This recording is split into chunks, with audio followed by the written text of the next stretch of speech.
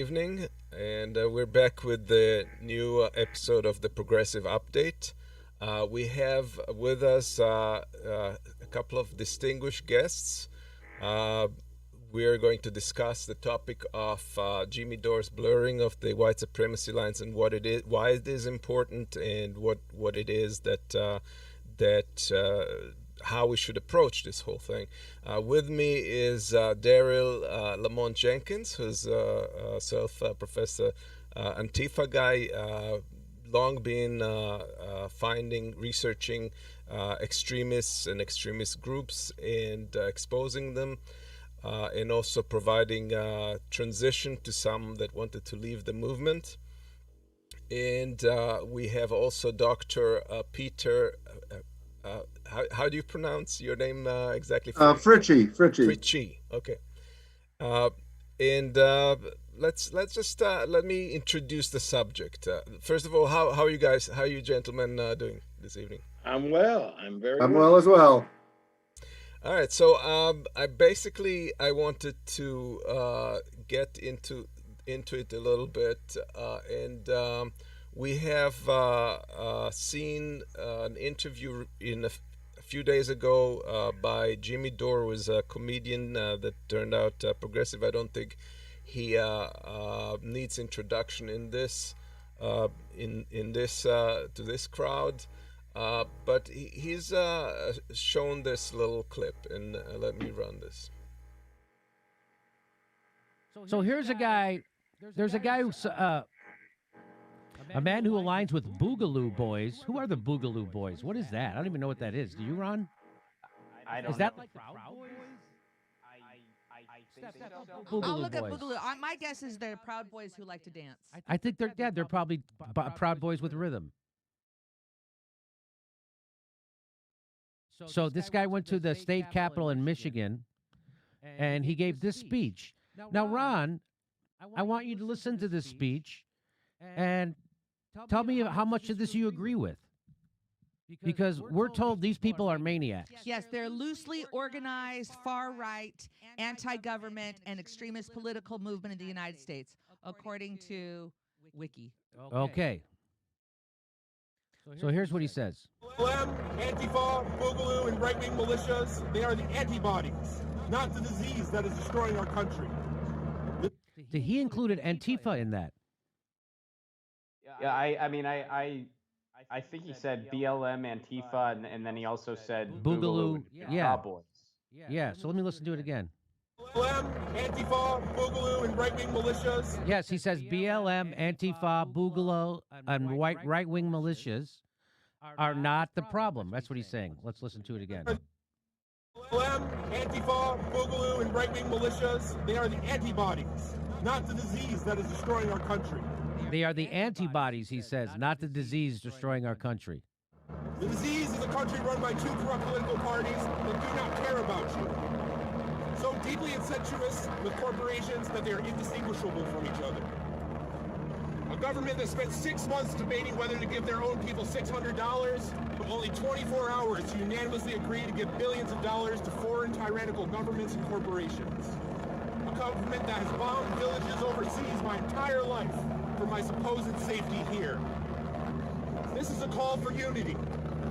For all of American people that realize the true threat against us to come together. For every mother mourning her children that was killed by police. For every business crushed down by state lockdowns. For every broken soldier sent to fight wars that have no point. This is our last chance to avoid either a tyrannical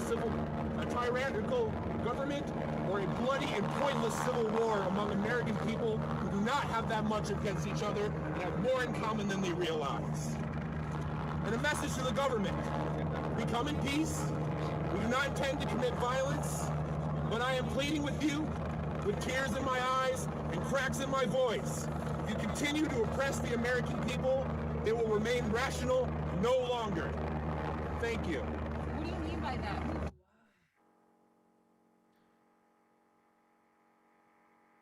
Yeah. So you saw this clip. Before we launch into what we know about the movement and so forth, what were your impressions on the subject matter on the clip?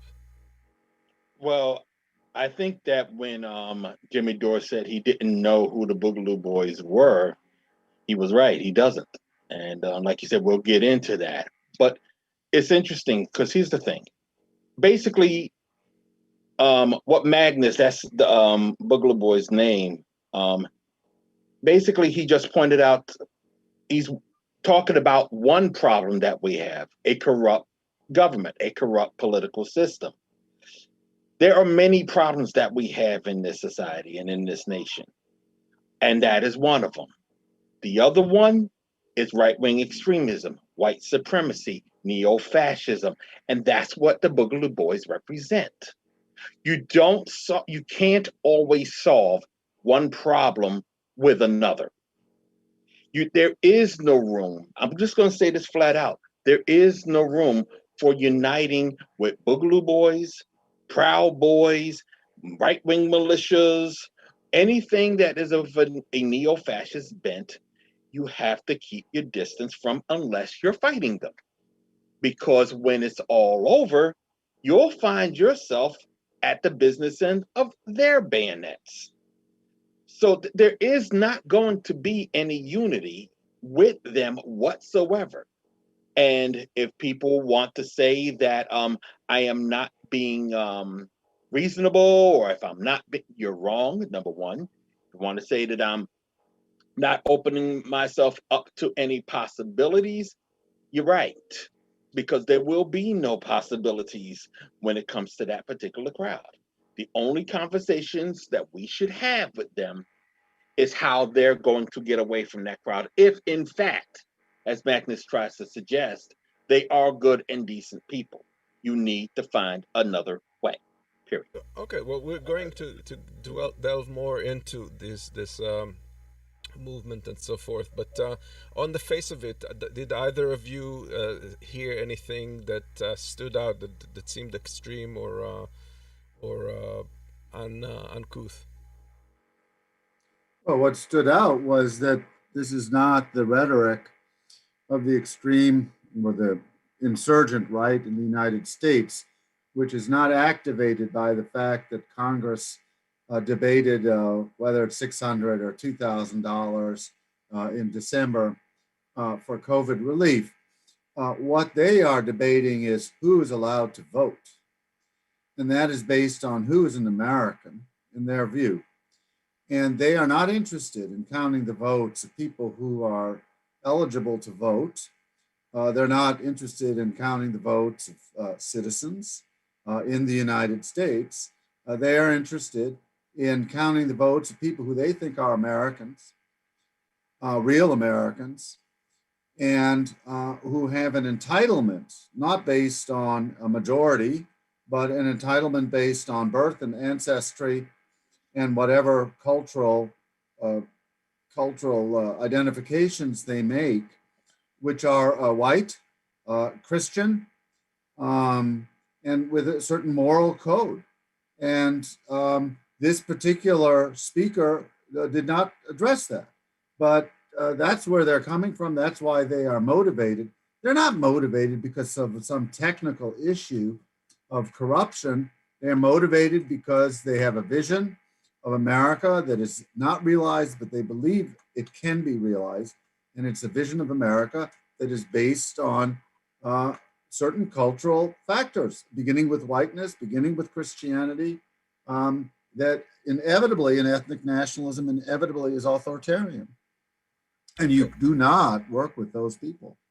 Now, this guy, first of all, to Jimmy Dore's defense, he at some point said, "I don't know if this guy represents anything or who he represents, and I don't care." He said, "What he's saying is what I'm paying attention to." Basically, that's what he said. But the guy is right when he says Black Lives Matter, Antifa, and Boogaloo or whatever is a symptom. Well, sure, and nobody would, it's easy to say, well, we have fascists, we have communists, we have conflict in the streets. Obviously, that's a symptom of something. Does that mean that now the incorporations of the symptoms are should or can or will come together? No, of course not. Okay, and then he went on. He actually he was criticized for it, so he brought that fellow on his program to interview him, and let's take a little bit of a peek into that. So here's a guy.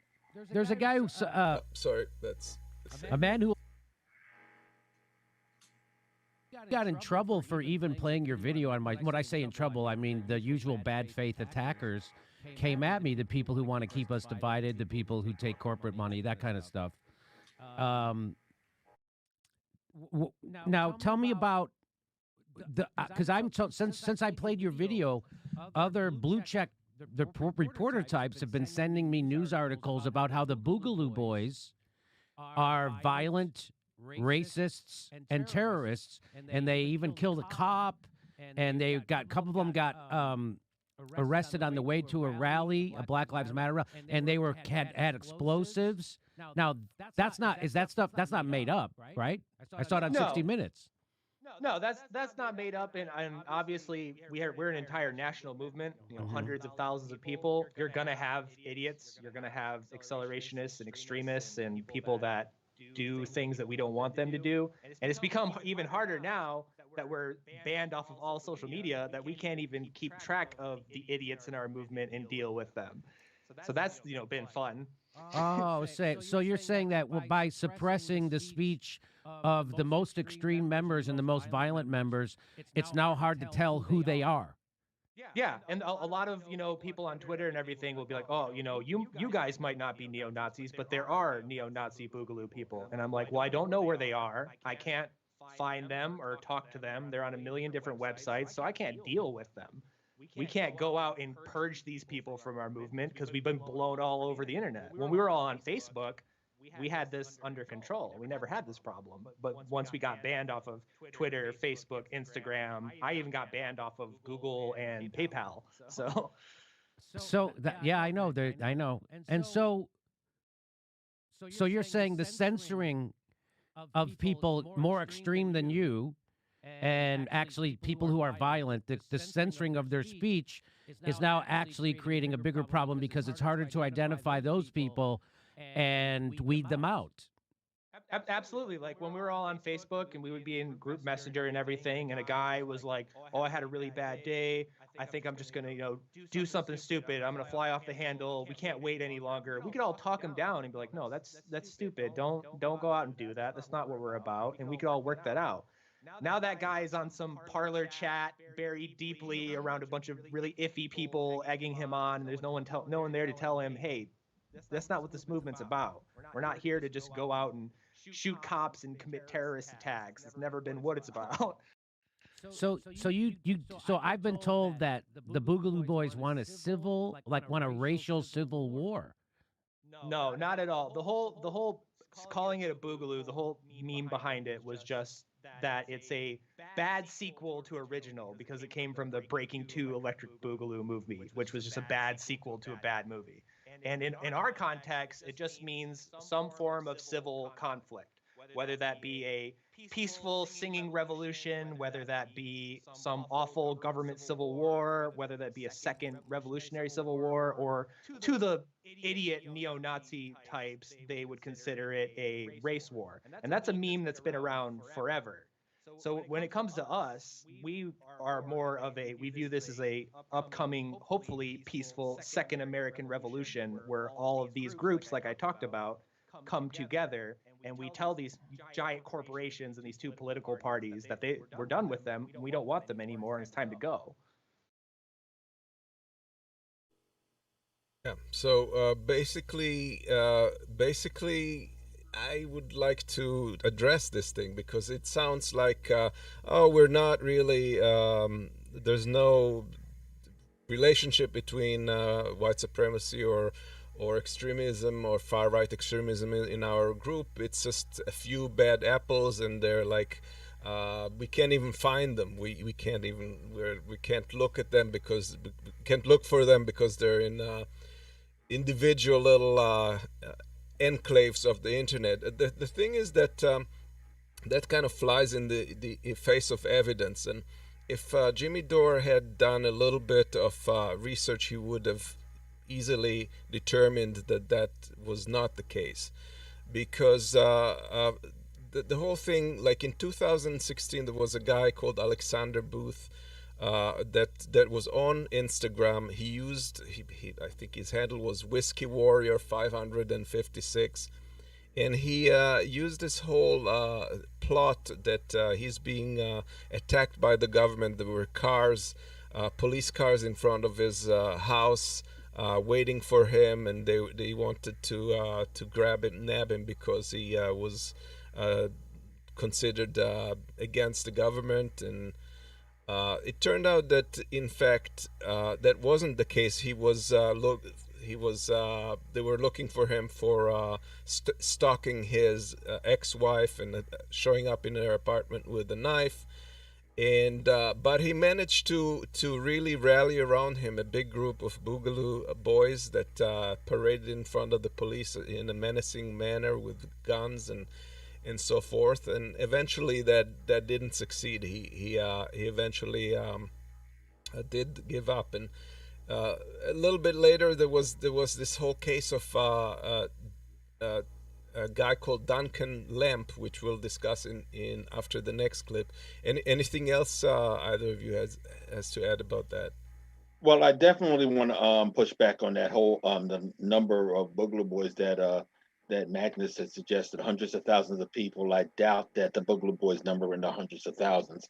And the thing that I really didn't like was where Jimmy Dore was a little disingenuous when he said that suppressing free speech, suppressing their freedom of speech makes it harder for people to keep tabs on them. What was actually happening was that they were coordinating, they were promoting, and they were organizing terrorist acts, for lack of a better term. They were basically trying to promote their activities, and they got shut down by the various platforms that they were on. That's not suppressing free speech. They like Magnus said, they just simply went over the border. When you're able to go from one platform to another, your free speech has not been violated. What they're trying to do is suppress the right for anyone to decide who they want to associate with. In all factuality, you guys are focused. You're focusing on these individuals and their wives. Let's look at the rhetoric of what he said. He's a friendly. He's trying to be open and create coalitions. But what he's talking about is not dancing. He said a civil war. Now, a civil war is not between the 99% of Americans and the 1% of the corporations who are doing this and that. Right. A civil war is between people who are alike, except that they believe in very different things. And the only basis of a civil war is people who accept democracy, procedure, law and norms, and the citizens who are in the United States, and those who want to revise the view of who is an American and who is not, who is us and who is them, and essentialize America, therefore disregard popular votes of actual people voting, and recast this into terms of supposedly real Americans who are white and Christian. And that's the Civil War. So if you talk about a Civil War, that's what you're talking about. And that's what this is what that guest talked about. In the end, that is their vision. I do not dispute the poignancy of individual stories of suffering in the United States. Obviously, people didn't vote in all sorts of ways because they were frivolous. They suffer, they have problems, they have resentments, and some of them are extremely justifiable. But if their view is now to create an us and them based on white and non-white, privileged, culturally privileged and not culturally privileged, that's the only civil war they can be talking about, and that's what they're talking about, and Right, exactly. I reject that. It's dangerous. Well, Except this this is guy. important because I was just getting to. I just want to make this point because I was just actually getting to that. A reference point for me here in New Jersey. He's no longer in New Jersey. He's actually in Florida now. His name is Paul Miller. I might have brought him up before. Paul Miller comes out of the Boogaloo movement. He was he got a little bit of notoriety because the Proud Boys had gotten into a fight in New York City back in November 2018, and he was a part of that fight on the Proud Boys side, even though he is not himself a Proud Boy. But he is a part of the Boogaloo movement, and what he said on Instagram before his video was deleted was that the Boogaloo is the second American Civil War that will happen, as far as he's concerned, as far as the Boogaloo movement is concerned, that will happen if the right does not feel it can no longer win national elections. And it will not feel that way. It will start feeling that they will not win as the demographics are shifting away from, I should say, traditional circles. That is what he said. And this guy is a full-on neo-Nazi. I mean, now. Well, and Daryl, it's not just this person or that person. Right. That's the whole premise. What's been going on for the last 4 years? Voter suppression, steal the vote, insurrection, disregard for the fact that Clinton got 3 million more, Biden got 7 million more. By the way, the left in 2016, whatever left we're talking about, they did not come with these dramatics and antics. You know, the left accepted the Electoral College vote. It is the right, not only in America, but in Germany in the 1920s and 30s, that creates the real violence. Not that they have a monopoly on it, but they are the real instigators, always have been. And the fact they just can't understand that Georgia is not Georgia anymore. No. And 7 million Americans, way beyond. It's 48 to 52% Biden Trump. So therefore they have to revise who's American. They have to not worry about quantity. They have to talk about quality. Right. It's not. And when you talk about quality, you're going to start talking about Aryans and non-Aryans. Let me weigh in here just a little bit, because if you listen to the full interview and everything, this guy says he greatly dismisses that, and he rejects that characterization or the fact that he's has racist agendas, and I tend to believe him. Maybe he is. Sure. Okay, so he is who he is. Fine, but that he's not representative. Right, but he's not what we saw on the 6th of January. He's not what we saw on the 21st of November in Washington. And bear in mind, and people know this guy, he does support Kyle Rittenhouse, so he's being a little disingenuous himself. I think we cannot discount that. Yeah, and I think that claiming not knowing who the extremists are within the movement is greatly doubtable, especially because these things were in the open on Instagram. If you take Germany in 1932, there are plenty of people that you could identify who publish in newspapers and, you know, the social media equivalents of today, who seem to be conciliatory, who talk about that the communists also have a point of view, that the point is to move beyond the system that we have, and, you know, Nazis and other insurrectionists have a lot in common. Sure, you can find all those people, and maybe you'd even like to go have a beer with them. But they don't represent what's going on. They don't represent the power. They, you know, if you look at the brown shirts, uniform brown shirts in Germany, equivalent proportionally to the population, that's 2 million in Germany. If you put it in American terms today, 400,000 in Germany. Then, of course, you can find someone to have a beer with from the other side. Sure. They live in the same damn apartment building, the poor districts of Berlin. But in the end, there's a big difference, and they did not come together, and they did not coalesce, and one imprisoned the other. Right. That's the point that we have to bear in mind. Incidentally, I should say this right quick. Jimmy Dore wanted me on his program after he got a lot of blowback from this interview with Magnus. Unfortunately, I wasn't able to participate because I had other obligations.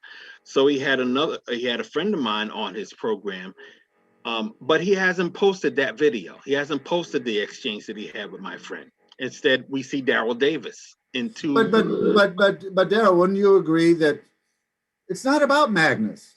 It isn't. No. Let's have a beer with him. That's fine. Well, but there's something else. Well, way see, bigger. The reason why we're even talking about Magnus because he was the one on that show. That's all. That's all. It's not about Magnus. It's bigger than Magnus. You're absolutely right. But the most important thing to remember when it is coming from Magnus is that he's not telling the truth about that larger movement. Which is why he talks about civil war. Right. You're totally right. And I think there's a kind of a expected a responsibility of somebody who's in the role of a journalist to do a little bit of a legwork and investigation, and in this case, Dore did not even know who these people are before he approached the subject. So it seems to me a little uncautious, and this is not something you need to dig deep into to find out. For example, I know there is this site called Left Coast Right Watch, yes, which is I suppose you know the guy who runs it, Daryl. Yes, Abner Hagee. I hope I pronounced his name right because his last name right. But yeah, we talked yesterday, and the truth of the matter is, he would never. He basically says if you are about let's say you are indeed on the left on some things, if you're pro BLM or pro Antifa, don't join the Boogaloo movement because they're not. You can join or form other groups. Right. There's no reason. It's not like the Boogaloo movement is so embedded in the mainstream of society or something that you cannot advance your goals without them. You have to advance your goals without them. I mean, you will never meet your goals if you have them around. I think Mr. Dore, it's not so much that he was being ignorant to the facts, and then he just simply didn't know. I come away with feeling he doesn't care, because like I said, he didn't publish my friend's video, the exchange that they had on his show. But he did bring on Daryl Davis. Now, Daryl Davis, for those who don't know, is a guy who is a black man who has worked to help rehabilitate Klansmen. And routinely, people on the right and people on the libertarian side go to him as some way to get a pass for all the things that they're doing. And that's what Jimmy Dore came across to me as trying to use Daryl Davis for. And my attitude is, Daryl Davis does good work. I mean, he has to do what he has to do, but Daryl Davis cannot save you if you're trying to still be a Nazi and without any repercussions. People are still going to be critical, and justifiably so. But Daryl, what I would say, I don't disagree with you at all. Mm-hmm. What I would say is that the clip with Magnus shows in a provisional, incomplete way the possibilities of how progressives in America who are not talking about a white America, but are talking about a just, economically just America, can possibly talk to other people whose parents and grandparents, after all, were FDR New Deal voters. Mm-hmm. It may not work because I think cultural and racial ideas are extremely strong. But but that would be a bridge. That's fine, and that should be used. But in the end, this idea that the Boogaloo Boys or the Proud Boys, there's this envy that they were so audacious. They got into the Capitol. They did all these things. My God. So of course there's kind of an envy. But the fact is it was Confederate flags. it was Christian nationalists, it was white supremacists, and they were out for blood.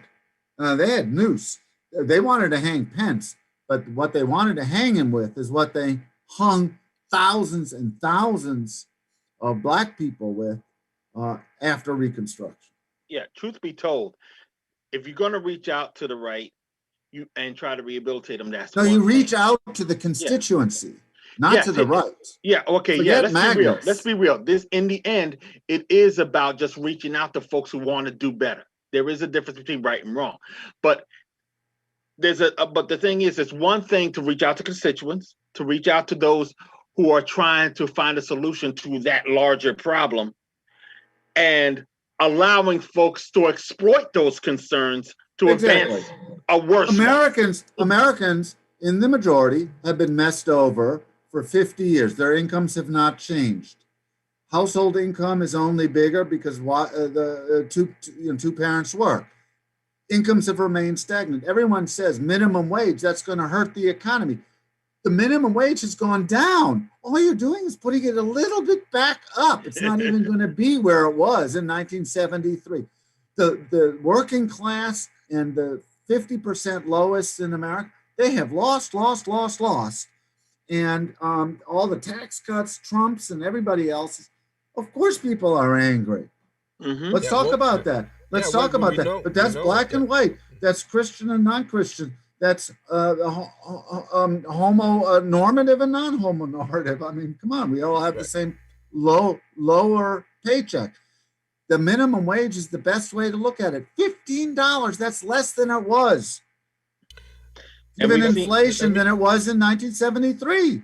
Let me just get back to who these people are, because I started laying out the ground of what we do know about this movement, and it's hard to. I mean, I listened to this guy's interview, and I was like scratching my head as to, am I losing my mind or anything? But there are people who spend their lives researching and investigating things about this movement, and here's a clip from your friend here.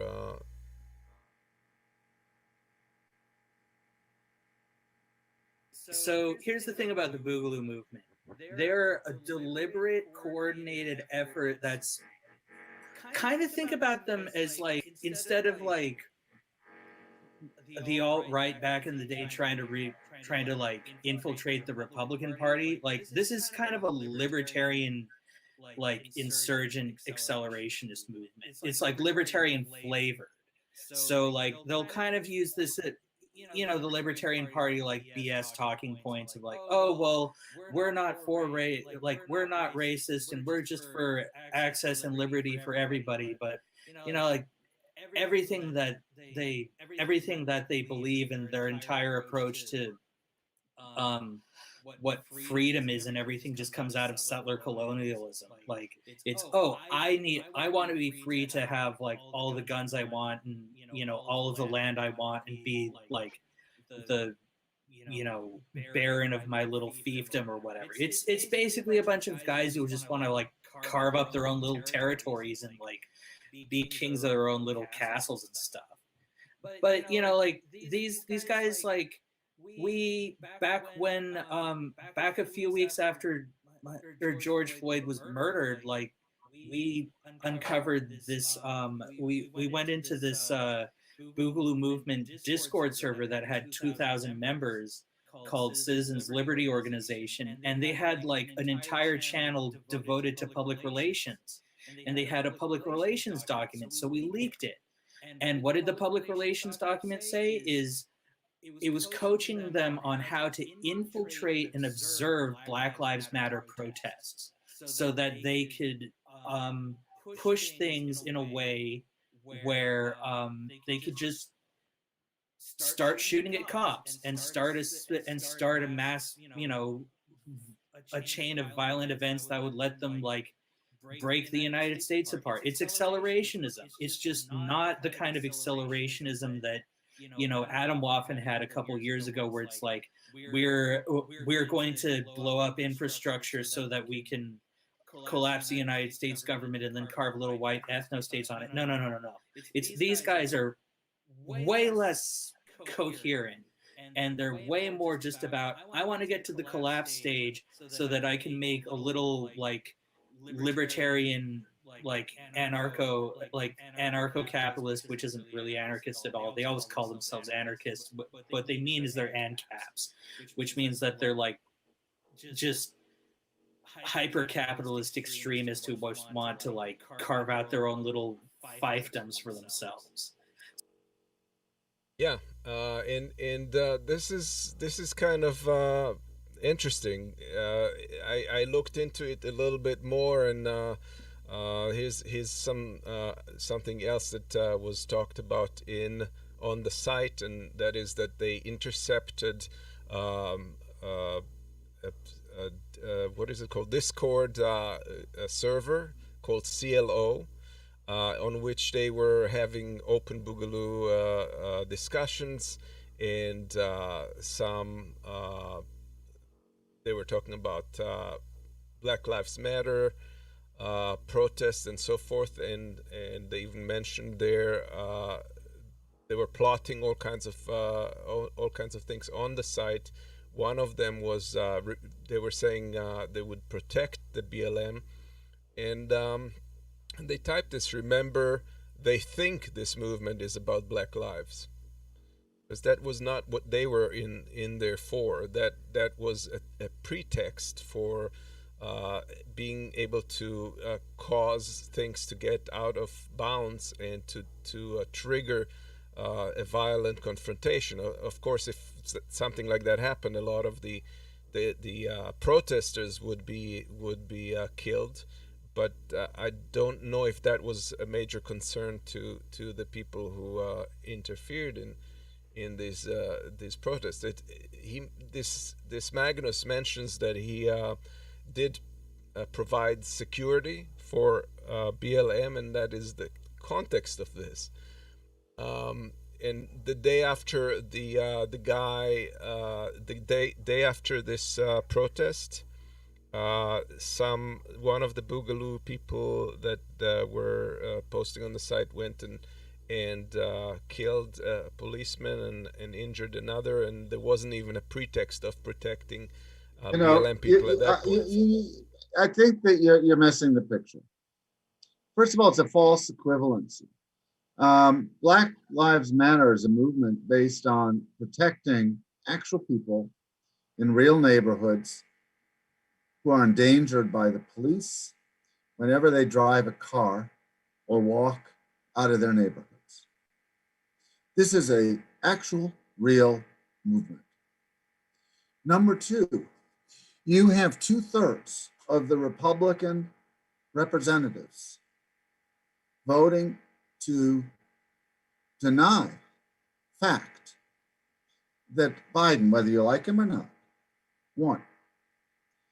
You have huge demonstrations in Lansing, in Washington, in Portland, and elsewhere that are trying to overthrow democracy on the basis of an essential white Christian identity.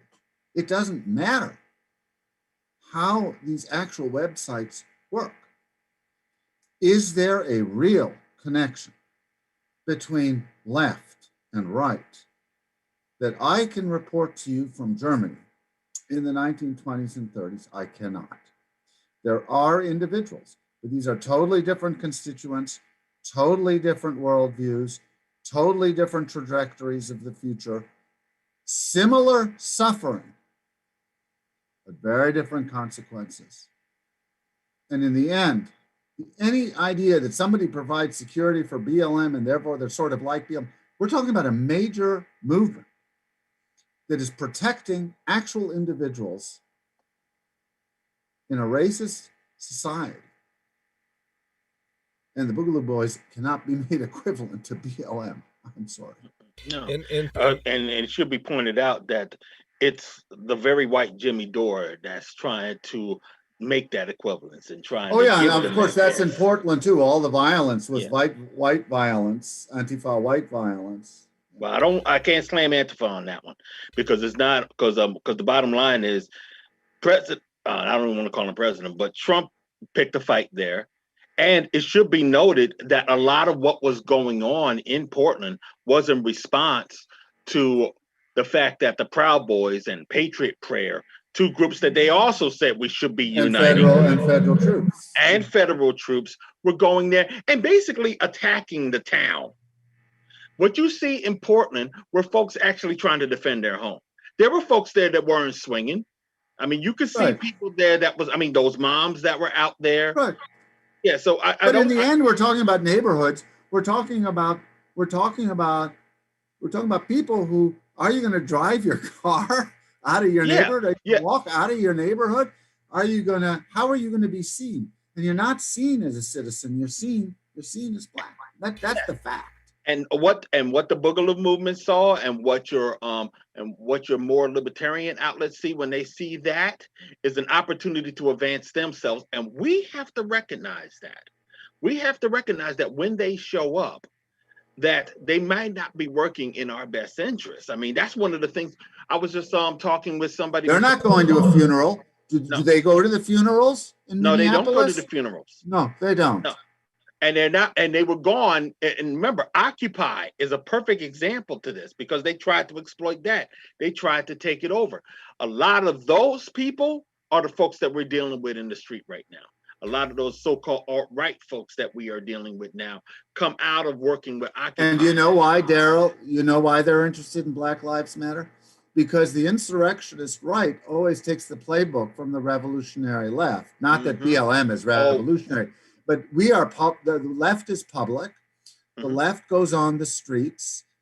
The left says that we have, the left, sorry about the we. The left says that it has the workers, the masses, whether it's a majority or not, okay, whatever, but the people. And they're on the streets and they're in your face with the flags and they're loud. And it bothers a lot of people because they don't think that that's decorum. But and then the right uses this playbook. That's why they're interested in BLM. Yeah, and that's something that we should be bear in mind in regards to as we go forward as a people too. We have a lot of strengths that we may not recognize within ourselves, but they most certainly do. And if they're coming to see us, if they're trying to come and exploit whatever it is we're doing, if they're trying to say that they want to unite with us, that means we're on to something. And we have to stay on that track, but recognize who they are first.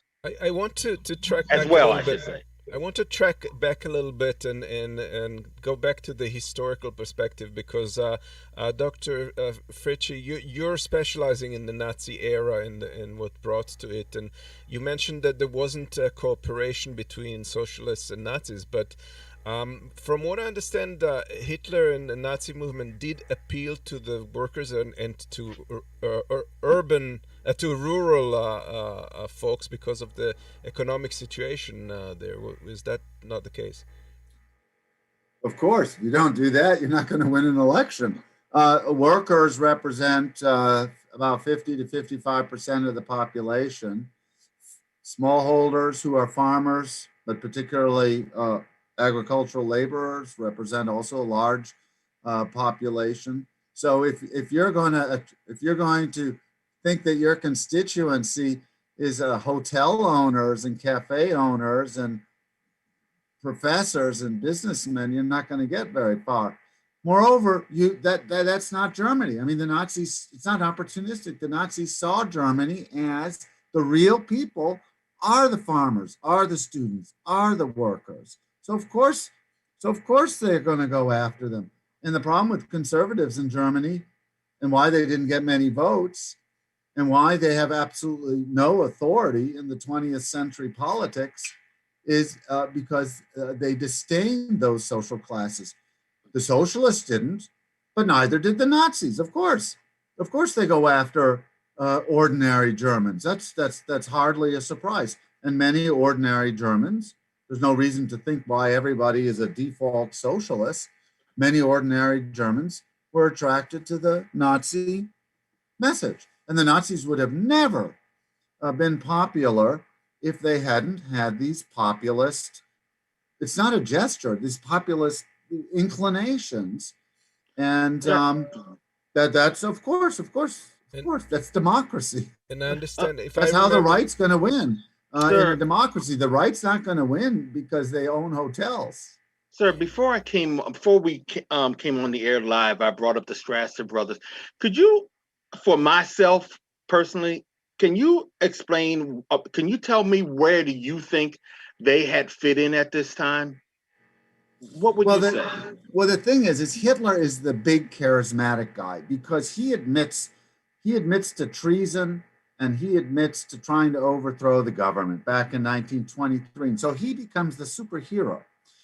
But just below him, what is Nazism? You know, how middle class is it going to be?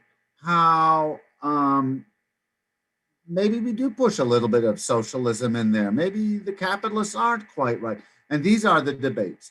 And the Strassers, Gregor Strasser especially, is on the more left-hand side in that he's less respectful of established business.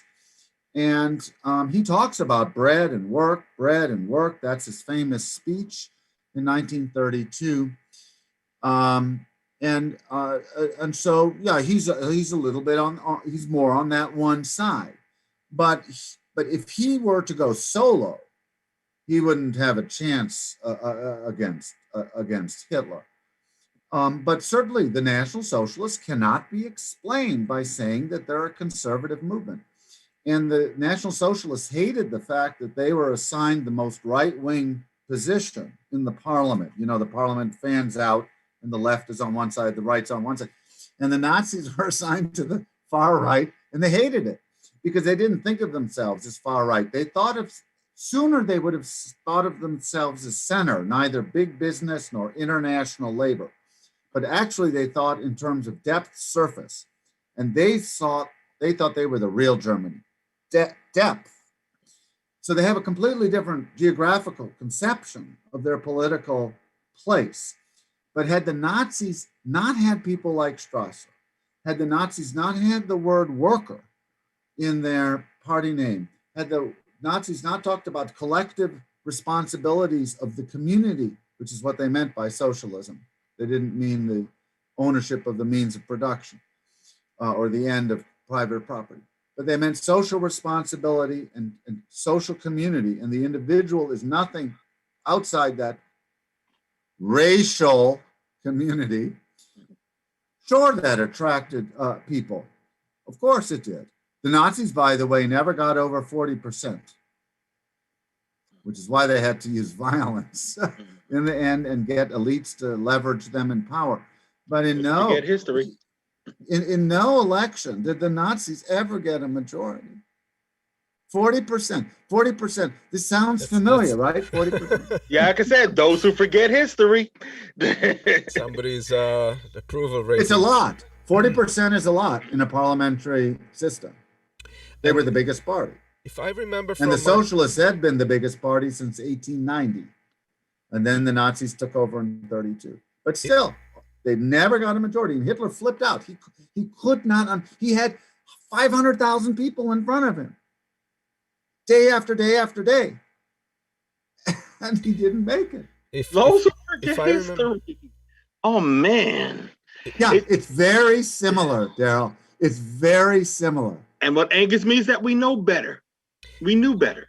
If I remember correctly from my school years, I remember that they were allowing, the Nazi Party even allowed Jews and socialists to be involved in some, like in the party, wasn't it? Never. Really? No Marxist was allowed. Maybe an ex-Marxist, but you would have to do, you have to really explain yourself on that one. Of course, you could vote. No one knows who votes. But a member, no Jew, oh my God, no. Now, in the end, the Nazis have to fight all their world wars and so on. So they constantly compromise. First, a Jew is anybody with one Jewish grandparent, then it's suddenly with three. Then they're sort of allowed in the army if they only have one. But then actually, when the going gets tough against Russia, they get rid of those too. So race always trumps practicality. and they never know whether they're dealing with Mendelian genetics. Of course, all this is nonsense, or whether dealing with a wine stain on the white carpet. But intuitively, they think it's the wine stain on the white carpet. So any drop of blood, Jewish blood, taints the whole thing. And they want nothing to do with that, even if they lose people in the army. And this is exactly the history of the United States of America in the mid-19th century. I want to address somebody's comment. CJ commented that this was one of thousands of Dore's programs, and that we're going after him for that. Well, personally, I don't want to go after Dore for anything. I just think that we're obviously all pretty concerned about the direction it's going in terms of legitimizing movements, because he mentioned in his speech in one of these evenings that he was talking that he thinks that our movements should talk to each other. I don't think our movements should talk to each other. I think that we should talk to the, like you said, the constituents, and talk to the people that are hurting, and bring them on board, but bring them on board to the progressive movement, not the other way around. I'll tell you something, Amos.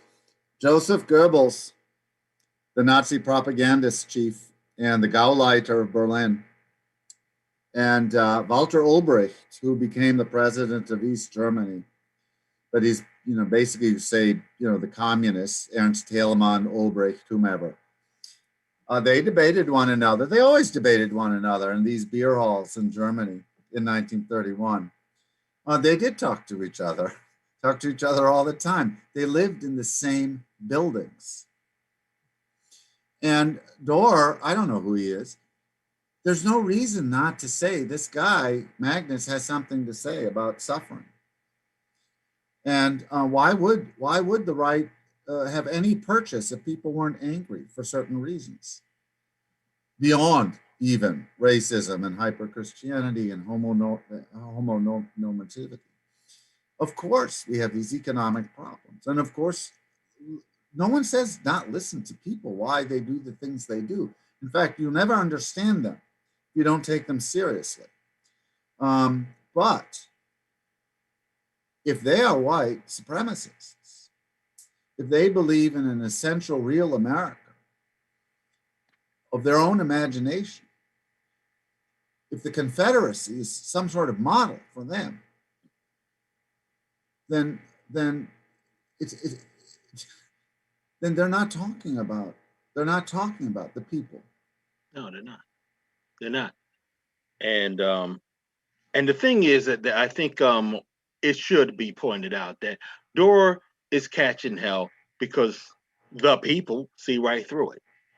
We're now coming on. It's been 3 weeks now since the insurrection at the Capitol, and people are scared now. And then along comes Dore trying to basically tell everybody, well, those guys are fine. That's basically what he did, and folks are rejecting that, and folks would reject that.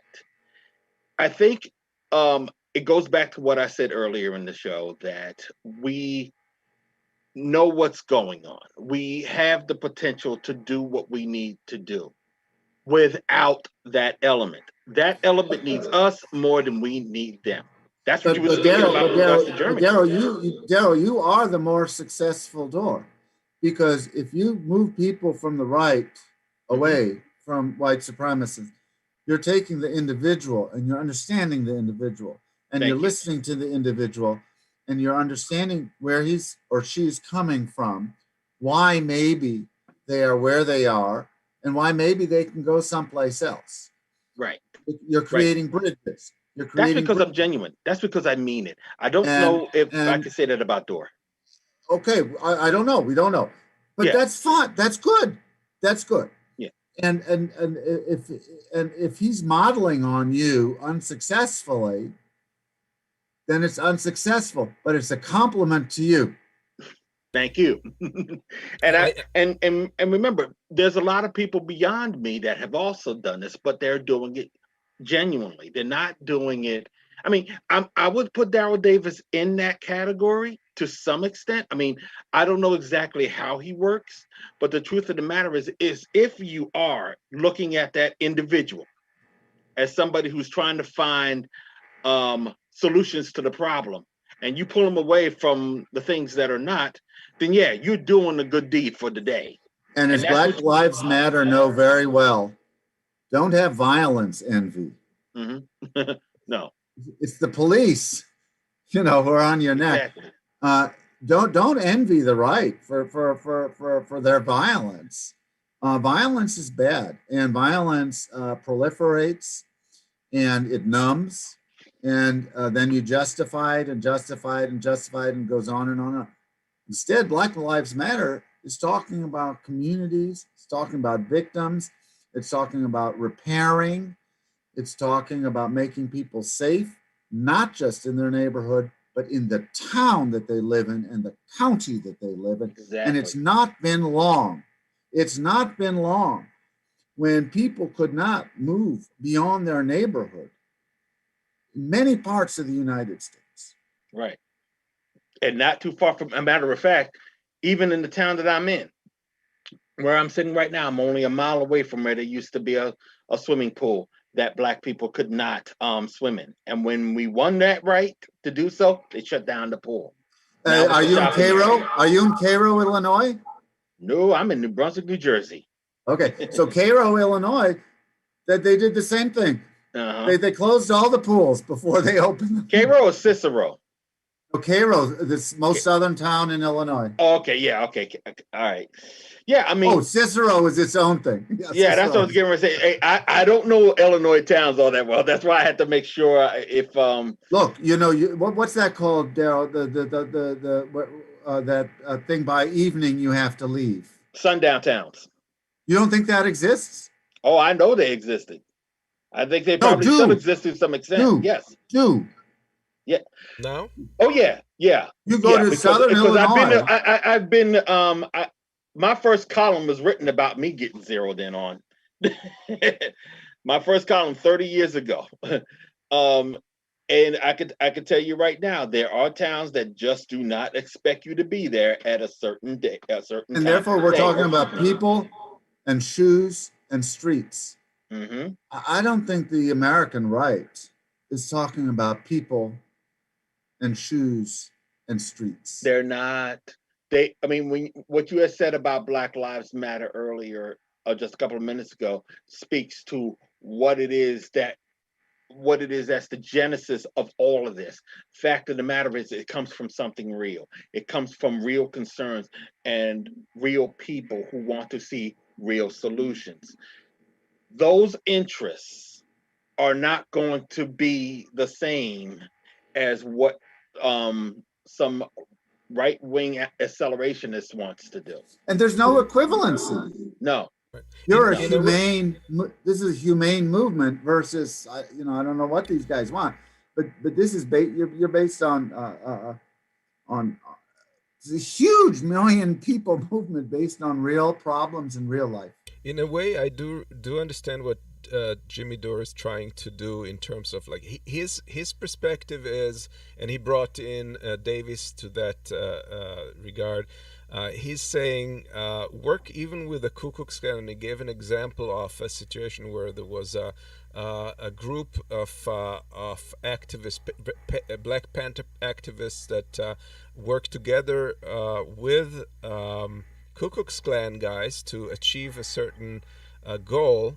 And he said, as a result, a lot of people dropped their racism in time, and things changed for the better. So you engaged the group and get a positive response. I don't know if that is something that can be. American history since the Black Panther movement in 1968, 69, and Fred Hampton's murder and so on, shows that a lot of whites have not actually come to view it that way.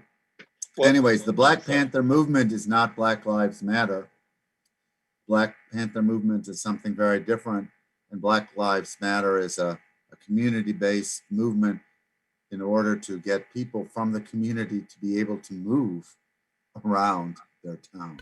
Right, but his point was that through the fact that they fought for a joint goal, that they actually improved the relationship between the people in these groups. So no, not the know. people, the leaders. The leaders sort of understood each other a little bit better. Yeah, that. I don't think Jimmy Dore was being honest about that. I question, because he used Fred Hampton as an example. He's saying that Fred Hampton brought the left and the right together, and no, that didn't happen. It's just like Professor said, it's like no, because Daryl, I'm not the professor. I'm Peter. Oh, I'm sorry, sir, and I call you sir. Sorry, Peter. Just trying to be respectful here, but the truth of the matter is, I don't think that Dore had his history straight, and that entire. I mean, I just keep going back to the fact that entire interview, I mean, this entire thing that he's been doing over the past week has been disingenuous as hell. But you know, the tension in the end is that you have to draw boundaries and say, you know, this is bad. Yeah. And on the other hand, there's too many Americans that are caught up in this in one way or the other that you can't ignore them. No. Right? And that is that's the ultimate tension. Mm-hmm. And in the end, of course, I don't think you go to compromise principle. But if you listen to people and try to understand their situation and why they are where they are, that might help. But you can't go against people. You can't go with people who are against plurality and democracy. But we have to somehow. Too much of America is really off on the right wing. Mm-hmm. Yeah, and there's a comment here from Craig Pasta. Thanks for the donation. He says, but go vote for Biden. Raytheon kills more innocent people in one day than Boogaloo and Proud Boys will kill in lifetime. Know the real enemy. The real enemy is the Proud Boys. And yeah, you can add Biden in that one too. Yeah. I mean, the fact of the matter is, it goes back to what I was saying. We are talking about, I mean, the first thing I said this show is that we are dealing with two problems. We are dealing with the problem of a corrupt political process, a corrupt government. We do have to deal with that. That does not mean we ignore the Proud Boys and the danger that they bring. You know, it does not mean that we ignore the Boogaloo movement. We don't ignore the Klan, whatever. They can also be a problem, just a different one. So yeah, we're going after both. And the truth of the matter is, we're going to go after both in different ways as well. We're not going to come at Joe Biden the way we're going to come at the Proud Boys. Sorry. So just because we don't go after Biden or the Proud Boys in the same exact way doesn't mean that one side gets a pass over the other. It just that's a false equivalent. That's a false equivalency. And the Popular Front strategy in the 1930s, which was to bring communists, socialists, and all liberal elements together, was the winning strategy to fight fascism. Mm-hmm. And Biden is in the Popular Front. He's not the guy. He's maybe not where you want him in the Popular Front, but he's in the Popular Front. We can talk about the casualties. You know, there's not that many Germans that were killed in the street battles of the 1930s. Hundreds, maybe 1,000, 2,000. Then double or triple that number in the concentration camps the first year. But once the Nazis were in charge, they killed about 35 million people in Europe by starting World War II. So very quickly, these numbers change.